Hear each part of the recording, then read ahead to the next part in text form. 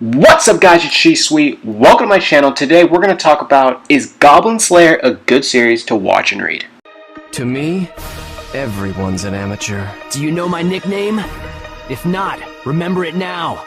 It's Shi-Chi of teleportation. Lost. Daring to challenge me was foolish of you.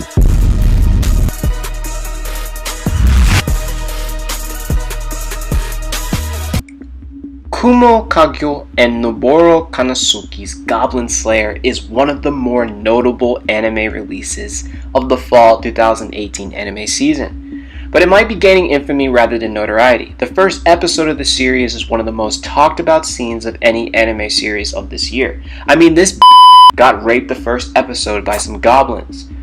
From this you can tell the series is setting itself up as to what follows. The show has intensity. I'll give it that, but if you're familiar with Berserk or Devilman Crybaby, then this is familiar ground. To those unwittingly stumbling upon the series, like I did, you find yourself asking, what is Goblin Slayer? This series begins with the young priestess becoming an adventurer for the first time, before realizing just how brutal the world can be. She joins a young and inexperienced party before they're helplessly and ruthlessly massacred by goblins. In many narratives, goblins are seen as the weakest of monsters, and the same can be said here, but they act much different in this series.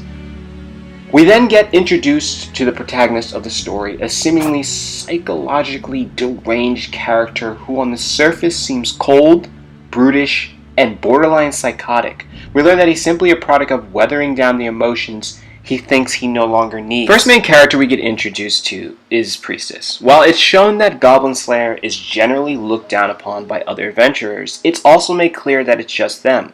All of the guild clerks respect him. Bards sing songs about him, and the common folk know him by his reputation alone.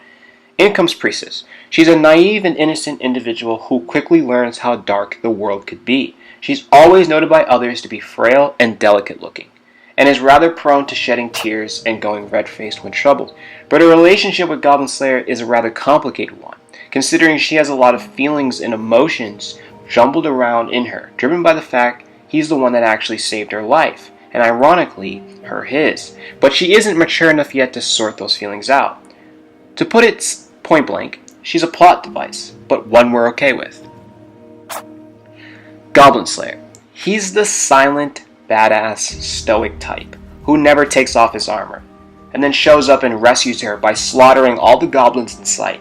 It's his goal in life to slay them all, and he won't stop until every one of them is dead. Lacking superpowers, spells, or magic gear, Goblin Slayer instead relies on mundane equipment and ingenuity born of a sociopathic obsession. Goblins are a serious threat, and he's admired far and wide as one of the few people actually doing something about them. The true strength of any dark setting is a sense of introspection towards the horrors it offers.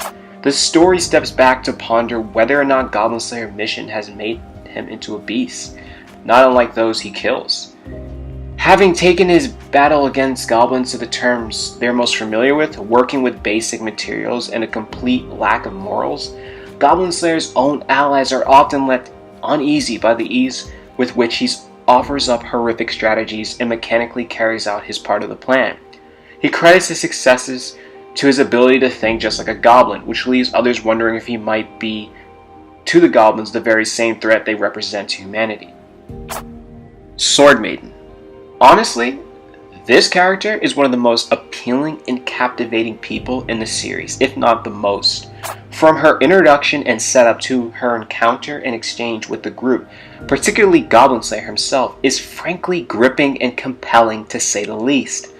Above board, it's legitimately nothing more than a back and forth colloquial, but if your expectations are open-minded, you're drawn into it.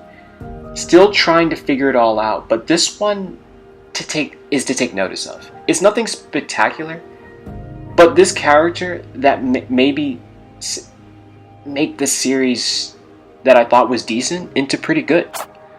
Potential turnoff, I wonder.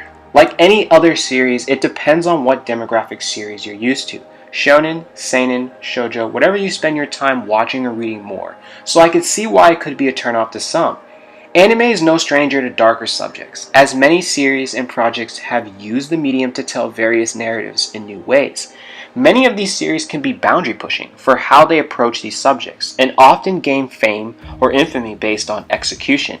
The fact of the matter is, this is a darker and bleak world, one that dances on the border between fantasy and realistic fiction through a nihilistic scope of the main character. As I said before, there are a plethora of more darker toned series such as Berserk, Devilman Crybaby, Gantz, or Homunculus that dive into borderline insanity and push boundaries of twisted events and darker place settings.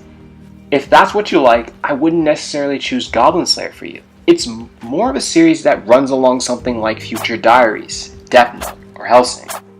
Although violence is quite apparent in the show, it's clear that the show is centered by a more character-driven series over narratively. Now, I wouldn't put it on the same tier as Hellsing or Death Note. That still has yet to be seen. Now, this all boils down to, should you watch or read the series? Honestly, that's dependent on you. I said the manga does a better job of conveying its messages and plot points through beautiful illustrations and amazing shading tones. And yes, even though there's only a total of 30-something chapters as of this video, it's a damn good read and something I definitely recommend.